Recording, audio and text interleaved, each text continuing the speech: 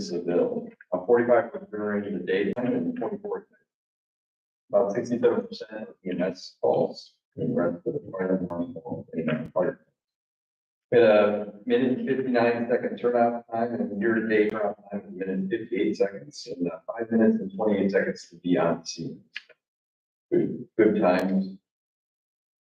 Usually we receive usually 3 times. Automatic aid was given to Seville. It was given to Chatham. Continuing with that.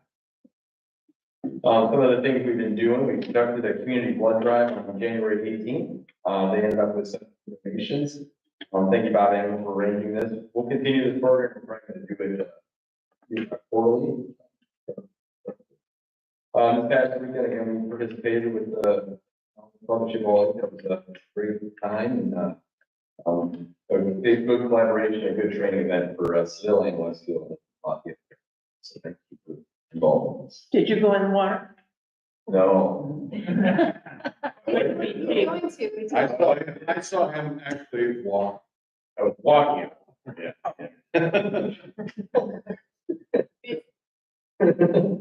yeah. They did, and the wife of Seville. And Seville chief, yes. The two of us were chicken.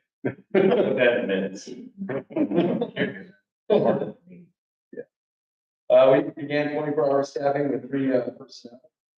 Majority this month, and next month we've got all 3 shifts covered with at least 1 medic per shift. Like to see our roster grow. That's we're recruiting and we're continuing to grow our fire department. We installed a new phone system at our station. We're still working out the bugs, so if you do try to call me, my voicemail is working now, and all the phones are ringing, which has been about a week so far. But the door buzzer is intermittent, so go to the front door, not really hard. There's, but you can also pick up that phone in the vestibule and that kind of thing. We received our combination cutter spreader this month, and we're going to put that in our medic unit. Piece of extrication equipment bought by the association. So your donations and your pancake breakfasts and the Santa visits, those are all great things that allow us to buy this. Dylan Workowski is an Akron University student. He's in emergency management. He did the emergency jump. He's going to be with us on the insurance, so he's doing a great job. Gabe Smith and Noah Gable, young paramedic school at UH Pharma's program, they'll be graduating in December of 2025. Kelly Parker and Tara Powell are doing very well in paramedic school. They're going to be completed in August of 2025. And Ben Grega has submitted his resignation. He was fired full-time. He also lives in Litchfield, so he's working for them. He just got a little less time than things. And we have hired 6 people in the last month. So Spencer Patrick, Blake Paul, Ashton Ford, Nathan Stankovic, and Austin Neal, all fired for EMTs. And we hired a firefighter 2 paramedic, Javon Russell. So good growing our department. We approved new officer positions, Andrew Berger and Alex Thomas are new engineers. That's about for new lieutenants. That's all we have. Any questions? What were the dates for the breakfast again? They are the 6th, 13th, and 27th. We're only doing 3 this year because Easter is the 20th. So, Easter Sunday. April? Yeah, April. Did want to brag on the party, all the party for polar bear. It is a cold water training for them. So they're actually learning how to get in and out of their wetsuits, dry suits, how to go into the water. And all 3 fire departments, I believe, provide personnel to get in the water. It's obviously a safety issue. It's mandatory for the jump period, but also the cutting of the ice. We had 10 to 12 inches of ice this year, which is exceptional. We had a little bit of rain a day or 2 before that created a Zamboni smooth surface. So safety for slip falls is always part of that. We have a Wednesday evening before the event There's a final planning meeting, and the fire department, Phil Willis is their safety director, and he presents the safety protocol for this event. And we have a better idea if we're going to be confronted with snow or ice or do that at all. So Brian and Lafayette kind of coordinate the other two, but everybody's pitching in a good way. We really appreciate what they do for us. So thank you. Thank you. Any questions from council or the audience? Not, we'll turn you loose. Thank you. Thank you. Have a good evening. Thank Um, The deputies report, Harvey called about 5:30, he had a conflict. He's not going to be here this evening, so I just go through the detail. January hours, we targeted 85 hours for work, so that's well within the green zone of, plus or minus 10%. What we're requesting. Miles logged, 852, gallons of fuel, 23.5. Car maintenance, 35 hours, yard work, 25 hours, line, 25 hours. We're a total of 85 hours per month. And we've diminished hours out to meet budget request from the fiscal officer. And, hours reflected do that will be 80 hours through April, 100 hours a month, May through September, October's 90. November, December, back to 80 to adjust to that, to adjust the labor hours for budgetary reasons. On the activity level, I'll pass it up in front of you, I'll just report that real quick.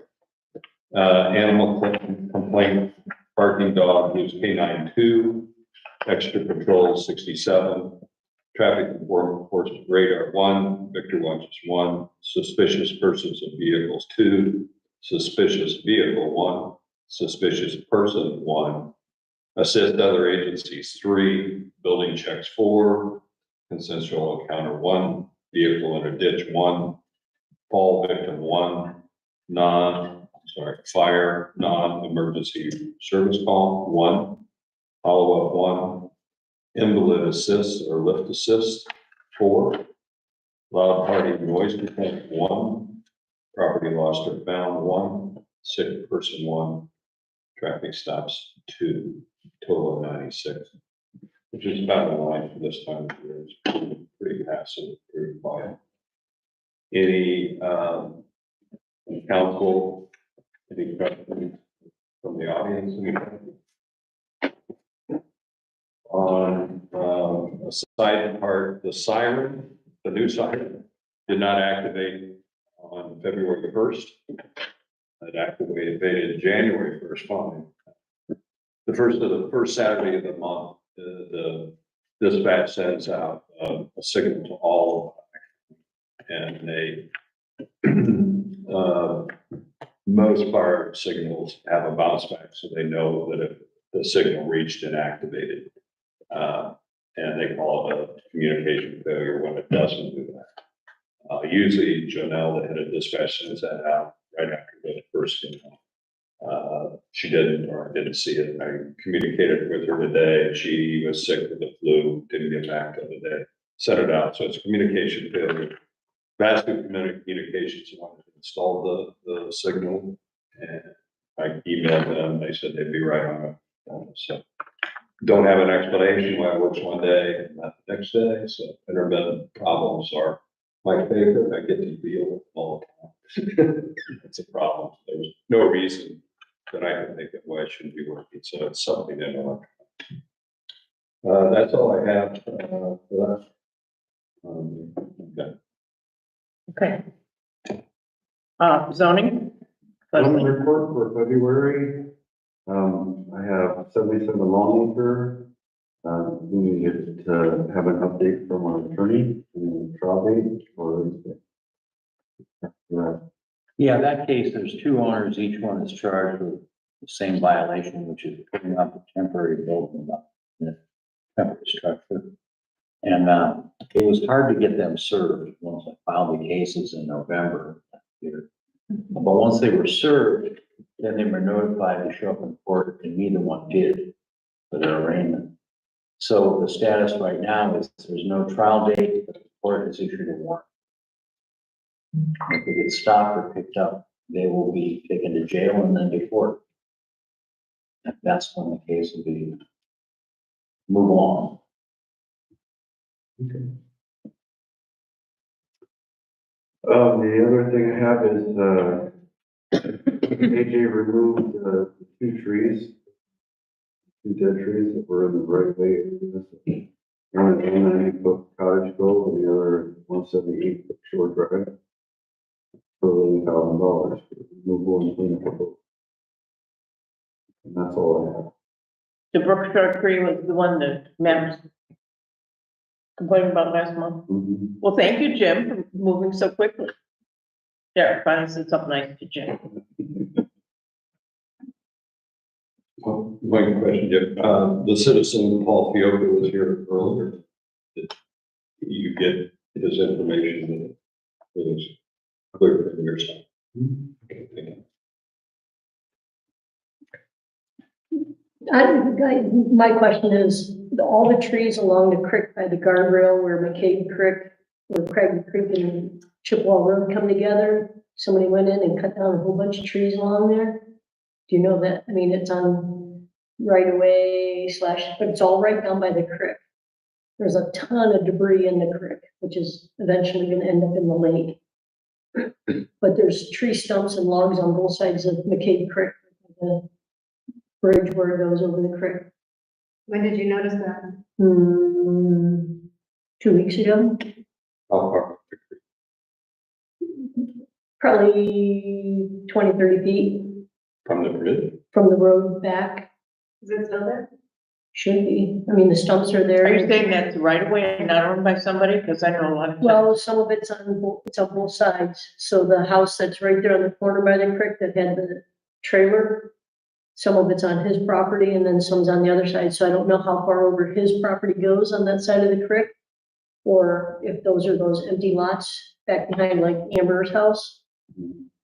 But there was, I don't know, at least a half a dozen trees taken down over there. I didn't know if the utility companies took them down or if it was something for the village or. I noticed that they had marked up property, maybe planning to do something, Who would they be?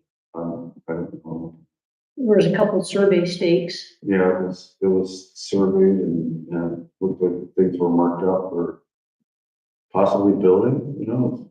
It was, I got stopped behind the people, it looked like some kind of utility trucks, but I did not pay attention.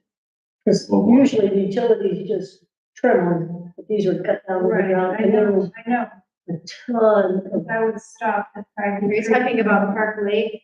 And that? no, right on Chippewa Road, So Well, let's Chippewa Road, right where Craggy Creek. picture this all together. So we'll get, so Garmin Road, there's the next plot over is owned by Rebecca Gusick and Jennifer Gusick.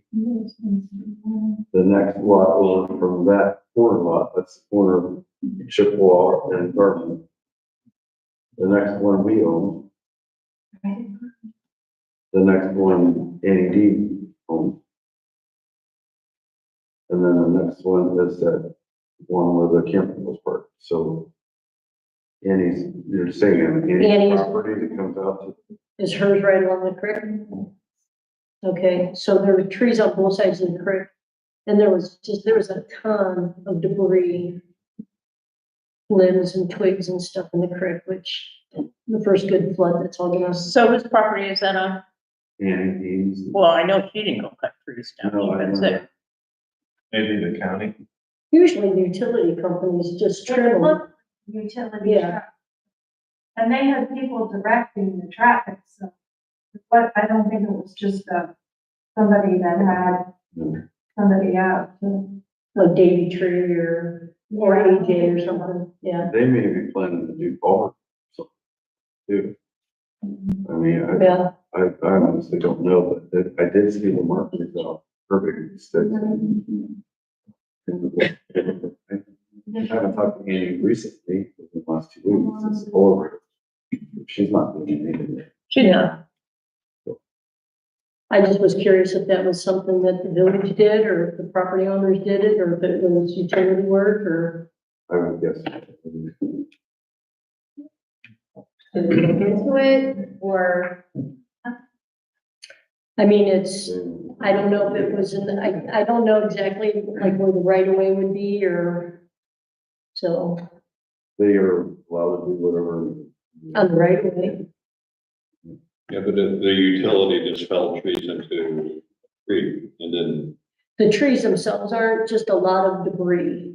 The logs are off to the sides, but a lot of debris. debris being limb debris. Trim, nothing like my arm, but just branches, twigs. It'll all wash down in the lake eventually. The investigating procedure, we have to find out who it was in order to go to them and say, we're gonna clean this up. I didn't see it while it was being done. I just, when I walked out with the dogs, I saw the mess. Work orders from the county or somebody.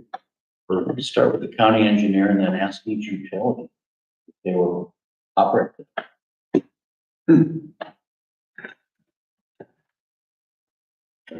Yeah, Would the utilities typically have to get approval from the county engineer to do that? no, but they might know if there's just some investigation has to be done on their own. And who will do that now? You? Well, We can. I mean, as far as I could tell, it was just in close proximity to the creek. It wasn't like the length of, either side of Garmin but Craggy Creek technically goes all the way to the bridge. So it goes from, I'll make some phone calls and I'll communicate with Matt and Jim and we'll get back to you. But sounds great. that's all. Okay, go to community relations, Ken. I don't have a whole lot this month at all. I'm scheduled for a meeting in March with the health department. The only thing that I have is, the Chippewa Lake Historical Society was selling calendars back in December. There are 3 calendars left, so if anybody is interested in supporting the Historical Society and purchasing a calendar, let me know, because I'm trying to help them. How many calendars did they have to start with? I want to say 35, but I don't know, because they had sold some before they had given them to me to sell. And as of this morning, I had 5, and now I'm down to 3. So, and that's really all I have. I don't have a whole lot. Like the dog kennel? It is the dog calendar, yes. It's a cute calendar. you should have one for each. My dog's not on it, so it's nothing. Have one for each one. I should, you're right. Okay, building, Barb? Not a whole lot, pretty quiet. The fire inspection happened. I met Tim up here. We passed our inspection. So Gary, I suppose I should forward that to you, the report. Sure. Okay. Let's see, paperwork for the election I sent that in to the Board of Elections. And I have myself and Bud on there as contact people. And I promise I'll keep my phone with me this year so that when they call and say they're coming, I'll be available. We finally got the street lights, 3, they were on back order from First Energy. So one on Clover Cliff by Alice Gladys' house should have been repaired. And the one down on the beachside extension should have been repaired. And then one over by Bill Glassnap's house. Should have been, yeah, Rustic Brook. The one on Clover Cliff and Rustic Brook should have been replaced with LEDs. And the photo cell on the beachside extension should have been replaced. And I will go to Home Depot or someplace and get some clock. This one seems to be lagging. And that's it. Okay, Unless, you got the Easter Bunny party scheduled. Yeah, that So is, there, we just have Pride, yeah, that's April 12th. got that, and then, Garden Club. Do you guys need the building for Save the Lake or anything? Ski team, is in here, so. Okay, That's it. Okay, Ken is under the weather and he has nothing vital to report. I can't wait till next month. Those are his words. So we will go to streets, Bud. I have to think. What's going on? February. Right. He's just trying This to. is the best time for people sneak stuff in. Okay, then I guess we'll go to the laundry. Okay, one bit of information, you have no tax levies up, or any other action until 2027. So they're good till then. And I have 6 cases in court. One is the zoning, 2 of them are zoning charges, which we talked. Third case, defendant was found guilty of persistent disorderly conduct, fine and cost $320. Second case, this is the case that really dragged out. There's a lot of procedural maneuvering by the defense. It was set for jury trial a couple times and finally was resolved. Defendant was found guilty of persistent disorderly conduct with a $250 fine and court costs $1,956. Wow. That reflects all the maneuvering that went on. 1,000 of which he's paid.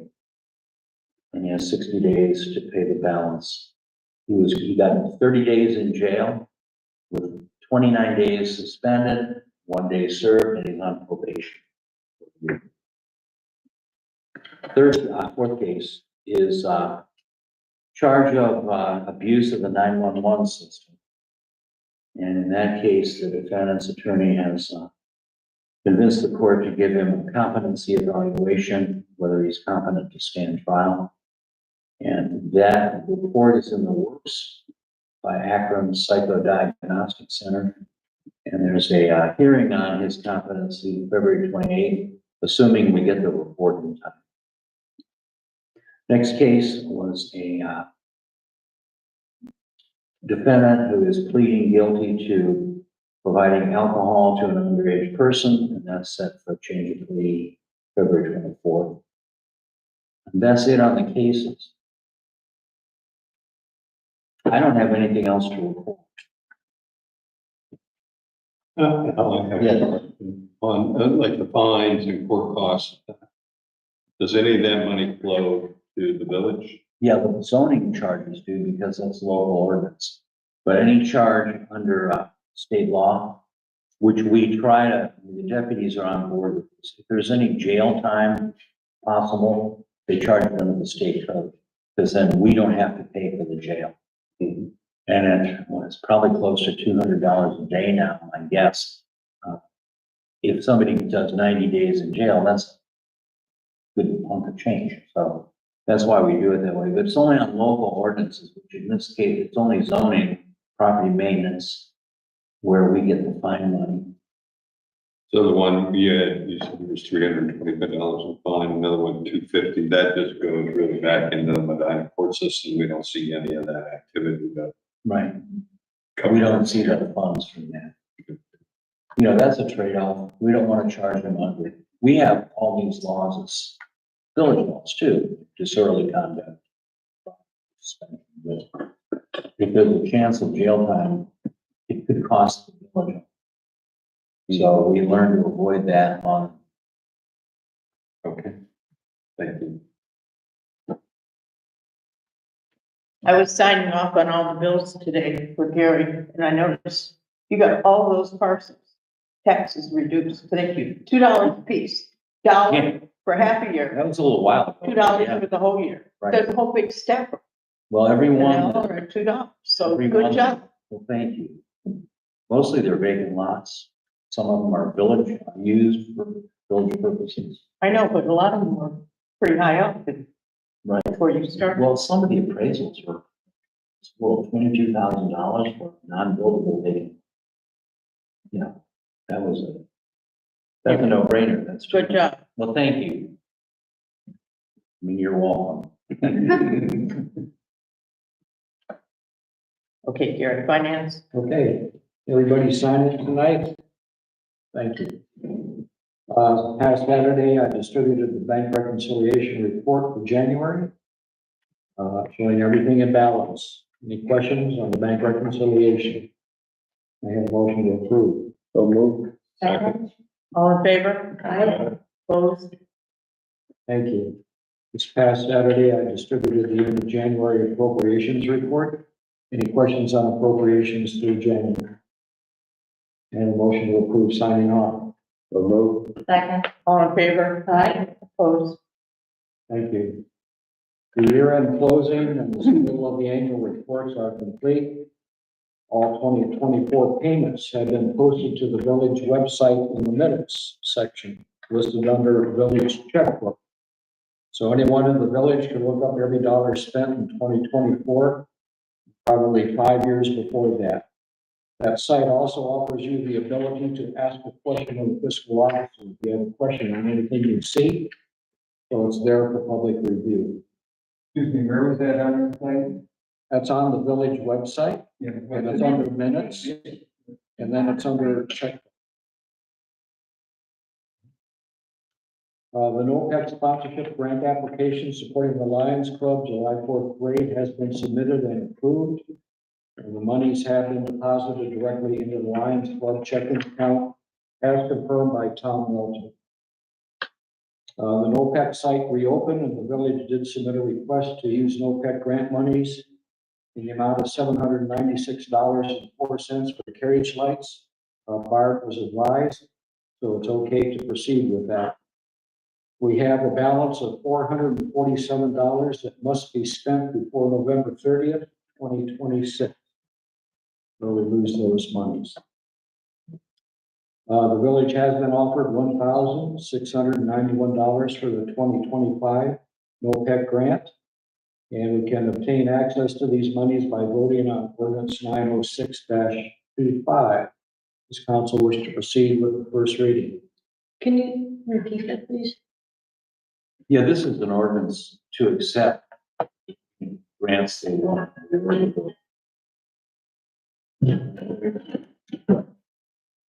I'm sorry.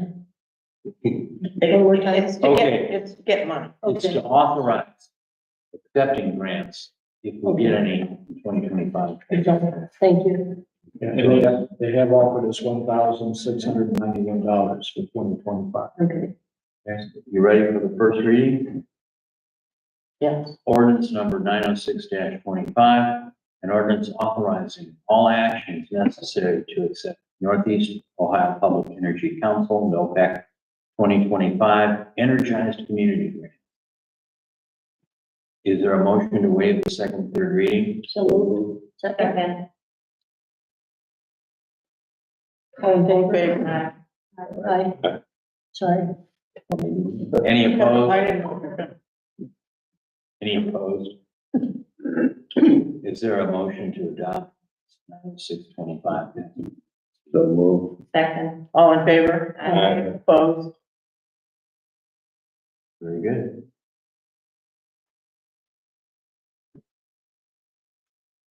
So we got to find something else to spend money on. Plus there's another 400 left over from this year. That's been, Would that be able to go towards any of the siren stuff? Simon's covered. I mean, it was covered with the grant, but anything else, maintenance, upkeep? Or maybe $18 over. So He bought a 5-year maintenance plan. It's included. We'll brainstorm something. Look, we could use it for Christmas lights. Now you brought that. Yeah. You want that to display what you're bringing. Yeah, With music. You put, Pam and Deb on that? Get some power in the park up here on the park. well, that'll wipe out the grant right there. Sorry. Power this year, lights in 3 years. Here, this is. Extension cords. More letters for us. One, I'm not sure if it fits, but we've talked about in the spring, Priestess Pond, putting some activities in there. St. Doors were doing that. So if there were electrical component to that, rehooking the wiring, whatever, Put the meter back up. we might think about that for this year. Good, good use. As part of the, NOPEC, there's an ordinance that we just signed. We also need a motion to have the mayor approve the signing of the NOPEC agreement. Second. All in favor? Aye. Opposed? Thank you. What agreement? This one right here. What do we agree? This is the NOPEC agreement that we sign every year. Take the money they give you. Right, you take the money, it's, Agreeing to take their donation. right. Thank you. Okay, at the January council meeting, council approved resolution 51525, supporting the Ohio Municipal League's challenge of AT&T's tariff application that would have made all entities responsible for the movement of any utility service poles or lines that are currently the responsibility of the utility company. Due to the support of Chippewa Lake and the hundreds of other entities in the state of Ohio, AT&T has withdrawn that tariff application. So thank you, council. It did some good to vote on that and approve it. Appreciate it. At the next council meeting, I'll be asking council to approve additional appropriations that currently include $8,000 for parks, requested by Ken for the Reese Pond rework, and $2,000 to the electricity account to cover upcoming rate increases in 2025. If any other departments want any increases to be considered, please let me know no later than March 3rd. Was that electricity increase because of the PUCO, that percentage, really? Yes. Because all of our streetlights are going up now. Yeah. And they're charging us a boatload for those LED lights. Compared I'll to talk the- about that new business. Oh, okay. NOPEC alert. Okay, thank you. At the end of January, the balance in the primary checking account, $289,201.62. Money market, $204,104.12. Star Ohio, $112,037.51. Total, $605,343.25. Any questions on monies available for the village? That's all I have. Okay, thank you. Do we have any old business? Well, then we'll go to the audience. Mark? Mark's grandson, I forgot your name. Do you have anything you'd like to say? He's observing a public meeting, part of his schoolwork. Are you a wrestler? Yeah. Greg? Spirit of America is doing the program again at the Yacht Club.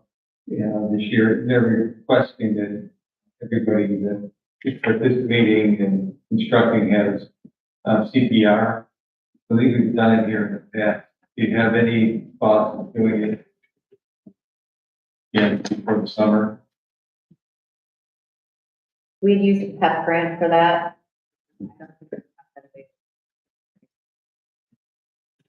Won't the fire department do it for you? And that was for training of the lifeguard. Yeah, Beach well, attendants. the first year we opened it up to residents. And then the second year that we had the grant, we used it for the training of the beach attendants.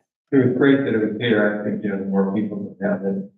I gotta be in mind that many people. To the fire department and ask about doing it here, but it would probably have to, we don't have the funds right now to pay for it for residents. Spirit of America has a suggested place you go online and $75. So, Lafayette Fire Department will do it, more cost efficient. I'll say. I would look into that. Lisa? I'm sorry, no, It's Carmen. oh, Yeah. did you have something you'd like to say? Well, I'm not quite sure if I really know what I'm allowed to discuss at this time. Because You can say whatever.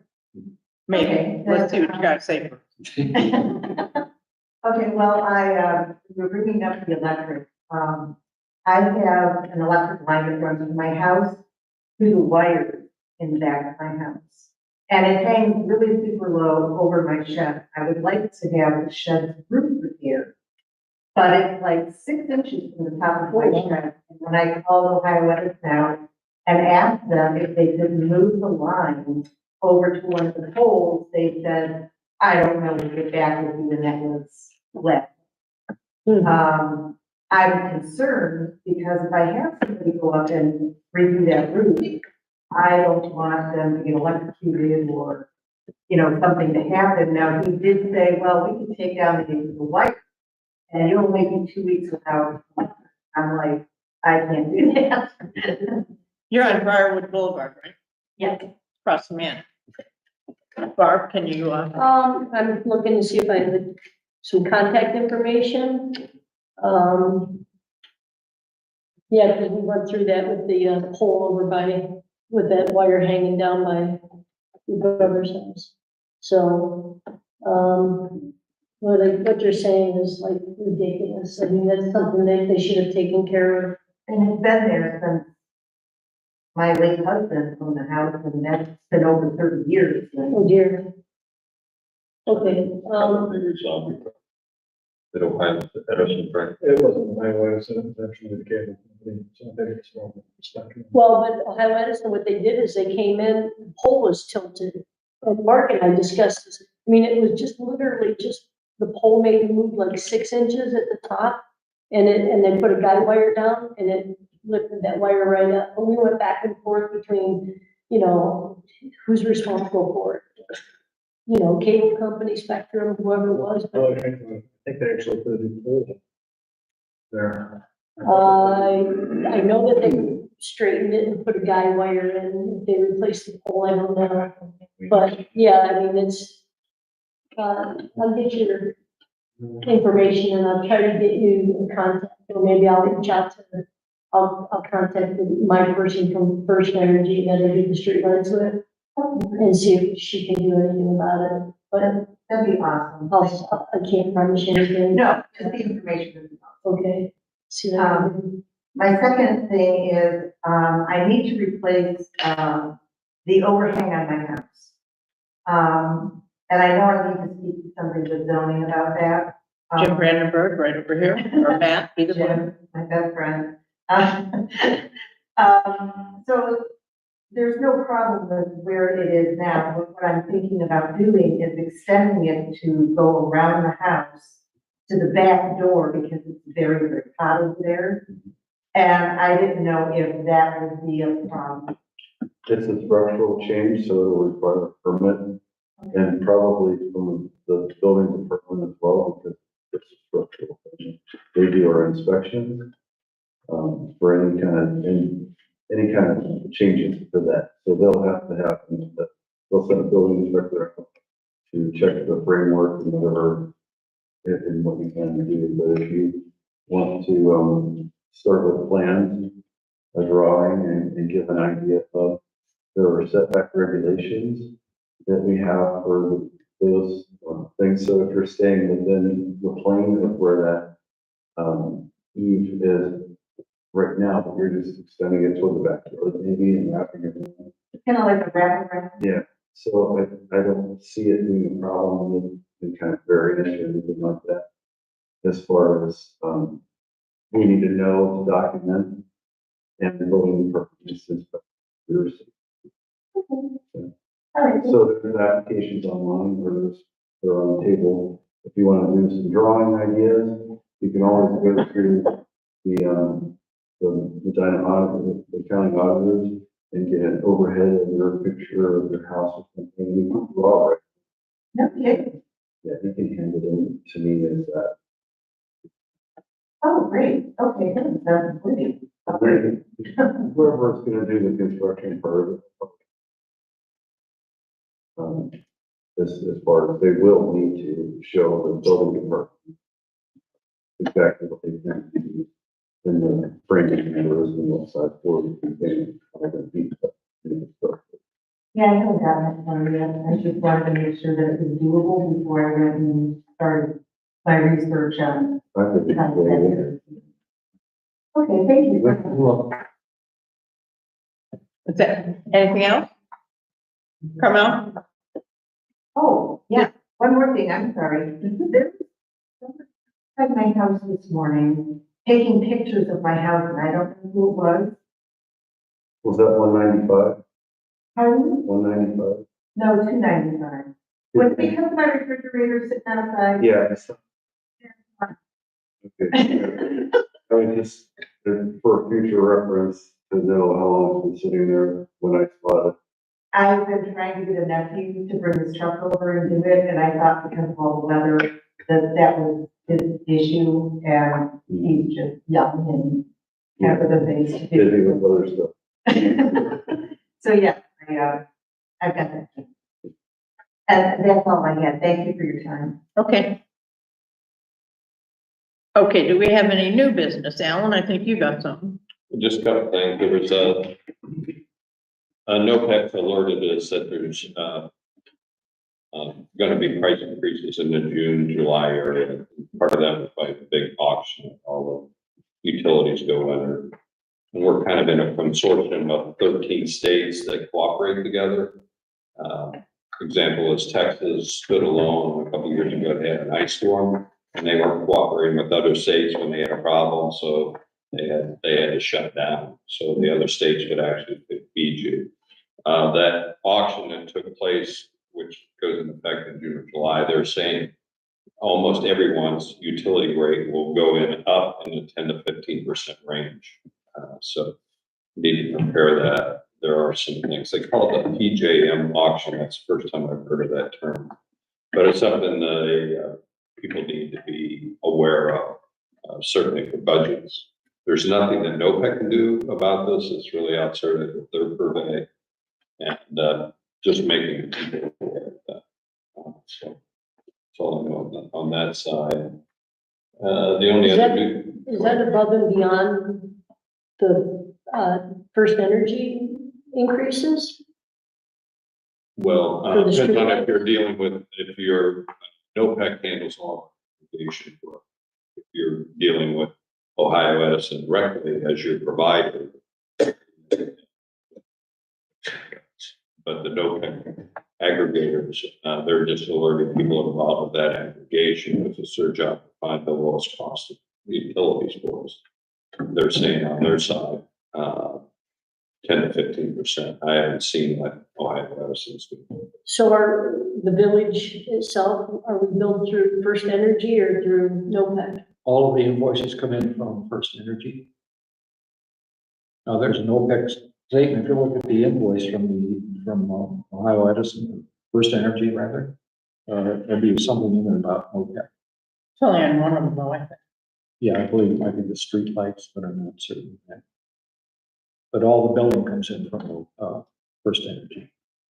But NOPEC is the provider On some, on some of it. like, there's one bill that comes in that has both Ohio Edison and NOPEC. I think that is the street. I believe so. So, I mean, individually, you have to look. It sounds like Gary's making adjustments to the electrical budget, anticipating whatever this might be, 15% is prudent. Then that depends on your utilization also. So, Right. so stay tuned to that. The only other new business I had from Gloria Glynn's Greg O'Connell alerted us that there's a new individual that's doing mosquito spraying. I'll pass that on to Ken Denver if he wishes to shop and compare. The mayor likes the people we've been doing with in the past. So make sure if you're making a change, it's a good change. Historically, Gloria Glenn has tried to change over the years. I know one year they got their snow plowing, didn't work out for them too well. They changed fire departments.